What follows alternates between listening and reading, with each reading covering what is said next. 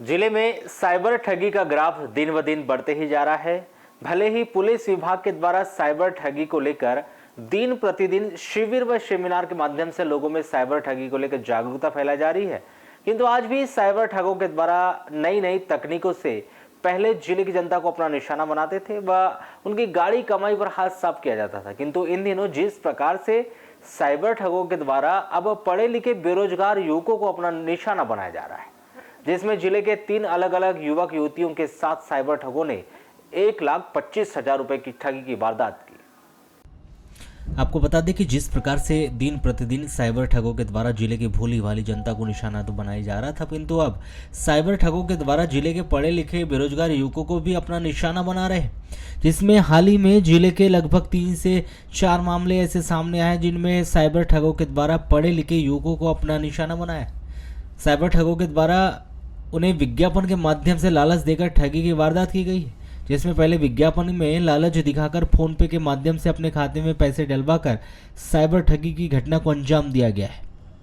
इन दिनों सबसे अधिक सोशल ऐप्स जैसे फेसबुक, इंस्टाग्राम, ट्विटर, OLX पर अधिकतर लालच दिखाने वाले विज्ञापन प्रसारित किए जाते हैं, जिसमें ग्राम गोरेघाट निवासी एक युवक के द्वारा फेसबुक पर गाड़ी बेचने का विज्ञापन देखा गया था और उसमें दर्शाए गए नंबर पर संपर्क किया, जिसमें युवक के द्वारा दर्शाए गए नंबर से चर्चा की गई तो साइबर ठग के द्वारा सेना का जवान होना अपने आप को बताया व उनका ट्रांसफर होने पर गाड़ी बेचने की बात कहते हुए उनसे चर्चा की गई। जब युवक उनसे बाइक खरीदने की बात कही गई तो उनसे अलग अलग चार्ज बताकर 35,000 रुपये उसने अपने नंबर पर डलवा लिए, किंतु जब पैसे ले लिए गए व उसके बाद युवक ने उनसे उक्त नंबर पर संपर्क किया तो उसका मोबाइल बंद आया, जिस पर उन्हें बाद में पता चला कि उनके साथ साइबर ठगी हो गई, जिसकी शिकायत उनके द्वारा साइबर सेल बालाघाट में की गई। वहीं लालबरा क्षेत्र की एक युवती के द्वारा साइबर सेल बालाघाट में कंप्लेंट दर्ज कराई गई है कि उनके द्वारा सोशल ऐप इंस्टाग्राम पर एक विज्ञापन देखा गया था, जिसमें यह बताया गया था कि पेंसिल को पैक करके बेचना है और हर महीने 10 से 15,000 रुपए की आय उन्हें प्राप्त होगी, जिस पर युवती के द्वारा विज्ञापन के प्रलोभन में आकर दर्शाए गए नंबर से संपर्क किया और जब विज्ञापन धारक ने उन्हें बताया कि उन्हें इस काम से जुड़ने के लिए 5,000 रुपये राशि पहले जमा करनी होगी, उसके बाद वह यह कार्य कर सकती है, तब युवती के द्वारा दिए गए हुए नंबर पर 5,000 रुपये की राशि को ट्रांसफर कर दिया गया, किंतु जब राशि देने के बाद संपर्क किया गया तो युवती का संपर्क उक्त नंबर से नहीं हो पाया। वह बार बार कॉल करने पर भी फोन बंद आने लगा, जिस पर युवती को समझ में आ गया कि वह ठगी का शिकार हो गई है। इसी प्रकार इन दिनों क्रिप्टो करेंसी का दौर भी तेजी से युवाओं में देखने को मिल रहा है। उसी के चलते बालाघाट के रहने वाली एक युवती के द्वारा इंस्टाग्राम आईडी पर उन्हें उनकी सहेली के द्वारा एक मैसेज किया गया कि वह इन दिनों क्रिप्टो करेंसी में लाखों रुपए कमा रही है,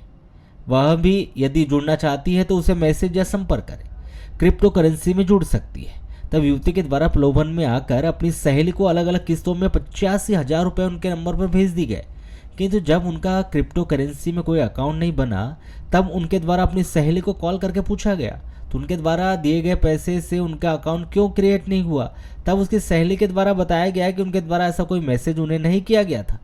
वह जब पता लगाया तो हैकर्स के द्वारा उसकी सहेली की आईडी बनाकर उन्हें मैसेज किए गए थे, उसने राशि ली गई। तब युवती के द्वारा बालाघाट कोतवाली पहुंचकर साइबर सेल में इसकी शिकायत की गई।